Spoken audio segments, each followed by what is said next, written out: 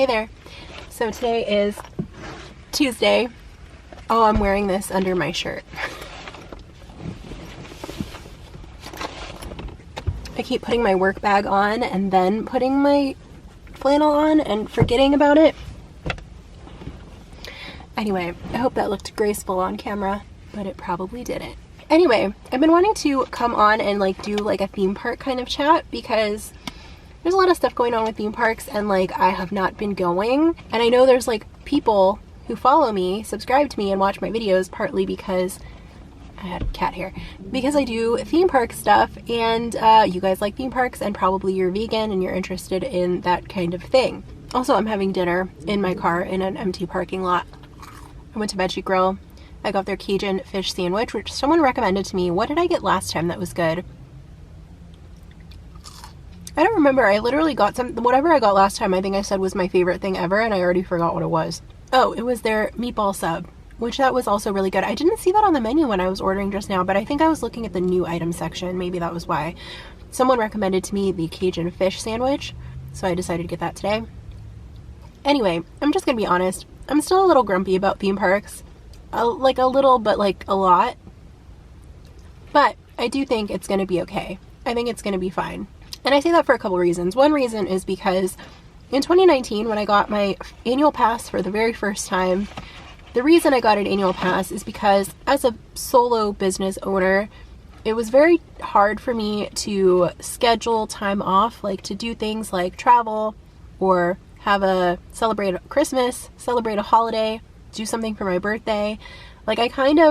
Time off gets planned around when I happen to have a day off or an afternoon off or a couple of hours off. So for me, that AP lifestyle was perfect because it kind of gave me an opportunity to have a little bit of a vacation in the middle of my workday if I didn't have any clients. I had the highest level annual pass, which I could go, I didn't have any block days. I had free parking, which meant I wasn't investing $20 for parking anytime I go for a few hours. Whereas if I get a single day ticket, I've always been the kind of person that I will, take the whole day off. If I am getting a full day, I'm getting a full day. I'm going to get my money's worth. And that's the only way to do Disneyland, when you have a single day. So anyway, I haven't been to Disneyland Park since the end of April. I haven't been to DCA since the end of May. Actually, that's a lie. I went to Oogie Boogie Bash, but talking about regular tickets, that was the last time I went. And I did say at one point that I was certain that I was going to go for Halloween time. It didn't happen. Budget-wise and scheduling-wise, things just didn't line up. And I also kind of decided that I think I like Christmas time. I think I like winter holiday time better than Halloween if I had to pick. If I didn't have to pick, obviously I would do both. But if I had to pick, I think I like festival holidays better because there's more entertainment, there's more vegan food options. It just feels more like a celebration. There's a lot more stuff going on. There's the Christmas tree.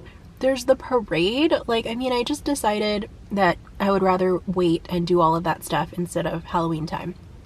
And I was also kind of unsure whether I would just do a one day ticket and that's it, or if I would become Magic Key holder at that time. I kind of figured my game plan was going to be I would find a day that I could go and wanted to go, do a single day ticket, and then upgrade to a Magic Key because it's easier to get a reservation if you have a specific day in mind as a single day ticket holder than as a Magic Key person. So basically I'd be using that single day ticket to get my foot in the door, then I would get my pass. But again, with how things are with my business right now, the only pass that it really would make sense for me to get would be the Dream Key because there's no block days. There's free parking, which free parking is very important to me. But Disney just announced yesterday that the Dream Key is temporarily, I guess, I don't think that's their words. I don't think they said temporarily, but everyone is assuming temporarily, sold out. So I think this is just a pause because A, they realized the system wasn't really working how it was. People spent a ton of money on the Dream Key and then find out that it was hard to get reservations when they wanted to. The reason they got the Dream Key was to get weekend accessibility, and then weekend reservations were always booked up. So people were basically spending a ton of money for something that they weren't getting. You probably don't need me to tell you this. You probably already know. So I'm going to keep this part brief. So as well as putting a pause on the Dream Key, They also raised parking from $25 to $30, which is, they just raised it from $20 to $25, I want to say mid 2020. And they're raising the prices on some of the single day tickets.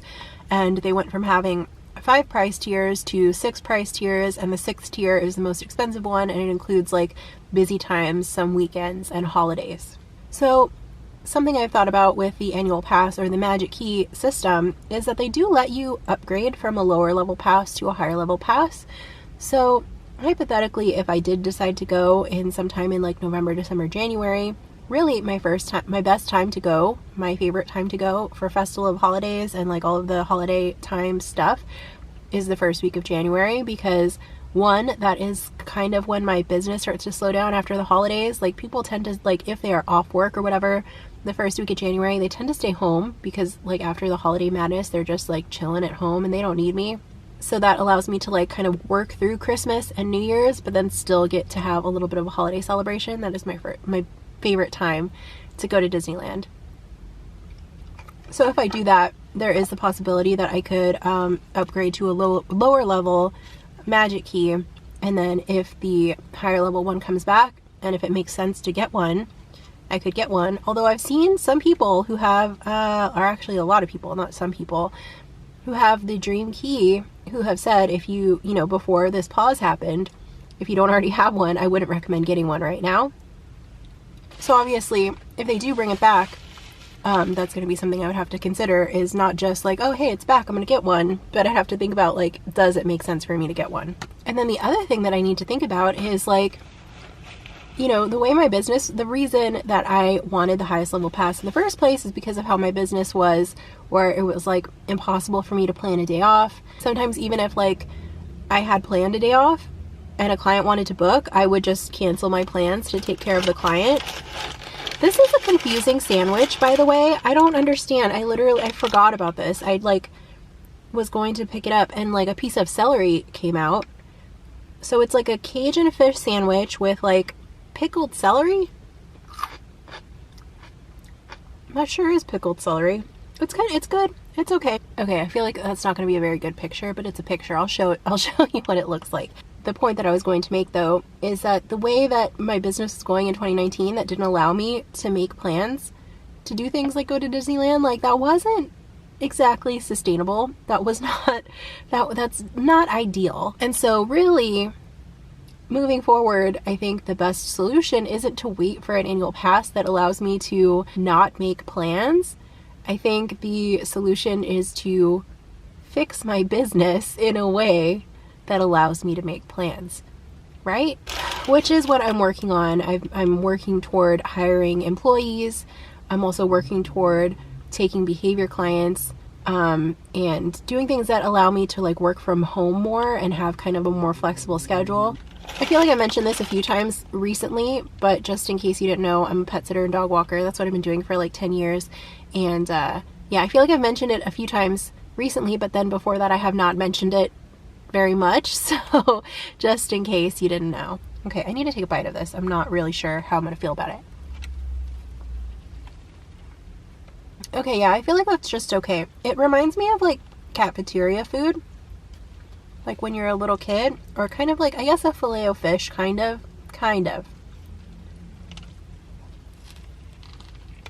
But yeah, that meatball sub I got last time, I would give that like a 10 or 11 out of 10. This I would probably give like a 7 out of 10. So anyway, I also realized I wanted to start this video by asking like how you are feeling about theme park things, and now I feel selfish because that was my intention, but then I felt like I needed to start talking, so I didn't get around to it until just now. But if you're one of the people, I'm assuming if you've watched this far into the video, I'm assuming you are one of the people who likes Disneyland and or theme parks in general. How are you feeling about the new news related to Disneyland? And what is your game plan if you were an annual pass holder, or if you wish you were an annual pass holder? Like, how are you handling the changes is what I want to know.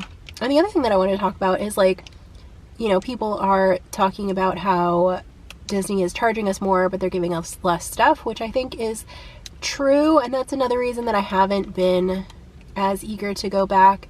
They have brought back a couple of my favorite things, which are the Disneyland Band and the Dapper Dans. It's also looking like the first parade we're going to get back is the Christmas Fantasy Parade, which I think will start in, mid-November, something like that. And they just teased today the Main Street Electrical Parade on the Disney Parks Instagram account.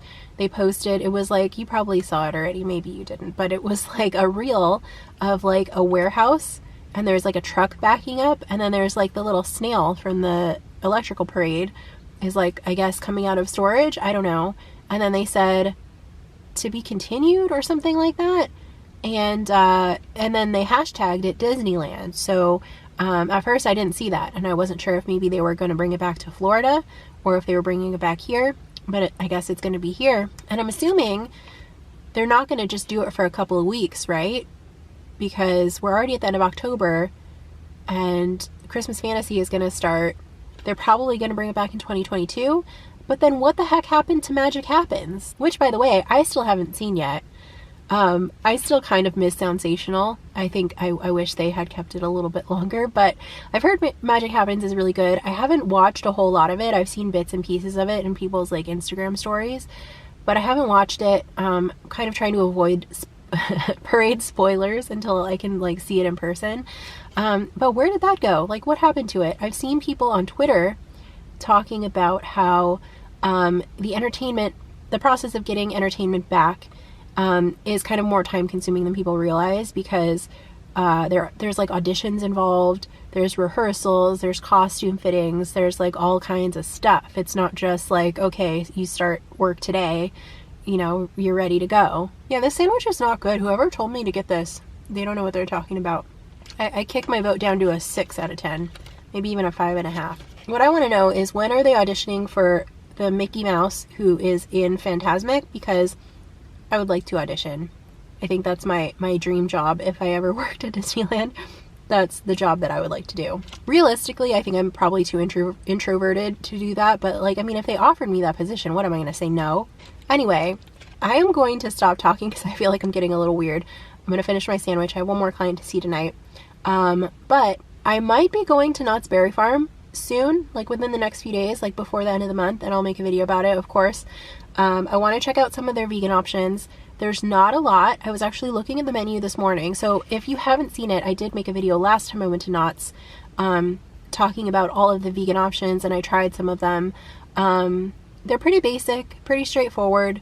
They do have a vegan menu on their website and in their app. But this morning I was looking at the Halloween menu, which they have like an allergen friendly or whatever dietary restriction menu, which I kind of hate that they went back to doing this, because they have in their standard allergy menu, they have it broken down by like, you know, vegan, gluten-free, vegetarian, dairy-free, whatever. You look under your category and it tells you all the stuff you can eat. But for the holiday menu, the Halloween menu, it's just one all combined, and it's like V is vegan, VG is vegetarian, GF is gluten-free, DF is dairy-free, whatever. So you have to like scan the list and then find what has your initials at the end of it, and it's kind of frustrating. But I went down the whole list. It might be worth double checking again, but I think I was pretty thorough. The only thing that I saw that was vegan, including with modifications, was a lemonade. And it sounded like a good lemonade. It sounded like something I would want to get, but it seemed like they didn't have a lot of food options, and by a lot of I mean any. So obviously they still have their standard vegan options, which like they have vegan pizza, they have chicken tenders, mac and cheese, Boca burger without the bun, which, so it's kind of a bummer. I really want to go back to Universal. And by the way, I did go to Universal. They had that foodie event. It was like taste, when everyone is having taste of theme parks, taste of Universal, taste of Knott's, taste of Disney. Universal had one, and I went to it, but I went on like the last day, so I didn't make a video about it, because it's like, well, why am I going to make a guide when people can't go anymore because it's over? But then I kind of regretted that I didn't make at least some kind of a recap video talking about the food options that they did have, especially now, because it seems like their standard vegan food is like pretty limited. And it seemed like, I mean, the vegan options that I got when I was there, I think were better than what they have typically. So I think that like these foodie events, if they are like bringing their A game for the foodie events, and I'm looking at Knott's too here, that even if those aren't consistently on the menu, it would be worthwhile to like cover them, because now we see what they can do and like what they could offer if they wanted to. Maybe like with the right amount of encouragement, you know what I mean? So anyway, I do still have like all of the photos, and like I took some video clips from that event. So maybe I will make like a kind of a recap video, even though it's like several months later. I did the same thing for Touch of Disney also. I was going to make a video for that I never actually put out. And part of that was that I was just trying to kind of like enjoy myself and like, you know, not stress too much about like vlogging or whatever. But yeah, I feel like part of it also is that I've lost a little bit of my theme park enthusiasm during the last year and a half. So I don't know, but my battery's gonna die. I need to eat my sandwich. I need to go. Thanks for watching. If there's any content you want me to make about theme parks, let me know in the comments, because if you tell me, there's a good chance I will be more likely to do it than just trying to motivate myself to do it. So anyway, thanks for having dinner with me. I'm gonna go. See you tomorrow.